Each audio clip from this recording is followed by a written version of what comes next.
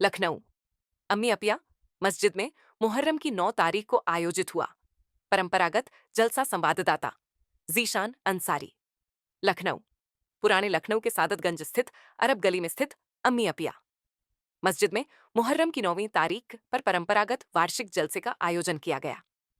यह आयोजन पिछले कई वर्षों से लगातार होता आ रहा है और इस बार वर्ष 2025 में भी श्रद्धा और धार्मिक भावना के साथ मनाया गया। जलसे की शुरुआत कुरान पाक की तिलावत से हुई। इसके पश्चात सुन्नी मजलिस अमल के सदर मौलाना यासिर फारूकी ने विशेष संबोधन दिया। मौलाना यासिर फारूकी का बयान सुनने के लिए लखनऊ ही नहीं बल्कि आसपास के क्षेत्रों से भी बड़ी संख्या में अकीदतमंद पहुंचे। मस्जिद प्रांगण पूरी तरह से भरा हुआ दिखाई दिया। अपने बयान में मौलाना यासिर फारूकी ने मुहर्रम की अहमियत पर प्रकाश डालते हुए कहा कि यह महीना शहादत और सब्र का महीना है। उन्होंने मैदान करबला में शहीद हुए सहाबा और हजरत इमाम हुसैन की कुर्बानियों को याद किया और कहा कि इस्लाम की बुनियाद ही इंसाफ, अमन और सब्र पर है।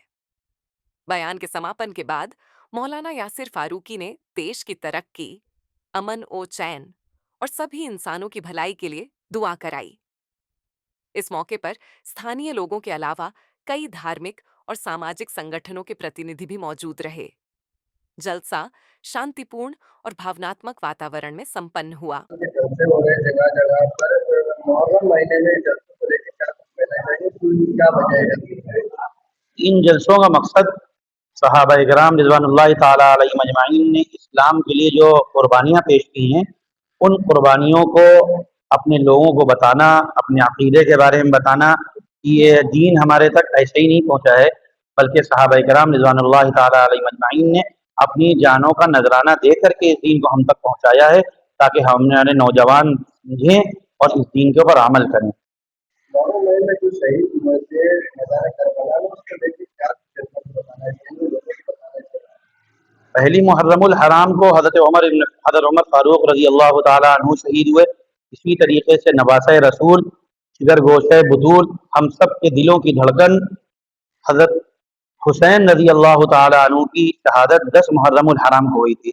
और ये शहादतें कोई अपनी जानों के लिए नहीं, अपने ख्वाहिशात के लिए नहीं, बल्कि इस्लाम की सरबलंदी के लिए और अल्लाह रब्बुल इज़्ज़त को राज़ी करने के लिए हुई थी। लिहाजा उन्होंने जो कुर्बानियाँ दी हैं वो अल्लाह को राज़ी करने के लिए दी हैं। इसलिए हमारा ये पैगाम है, हम अपने नौजवान नस्लों को, अपने लोगों को ये पैगाम देते हैं कि हम लोग भी इसी तरीके से अपने दीन की इत्तिबा करें और उनके बताए हुए तरीक़ों पर चलें, और जिस तरीके से उन्होंने कुर्बानियाँ दी हैं, हम लोग भी इसी तरीके से इस दीन के लिए कुर्बानी दे करके इस्लाम की मदद करें। जलसे हो रहे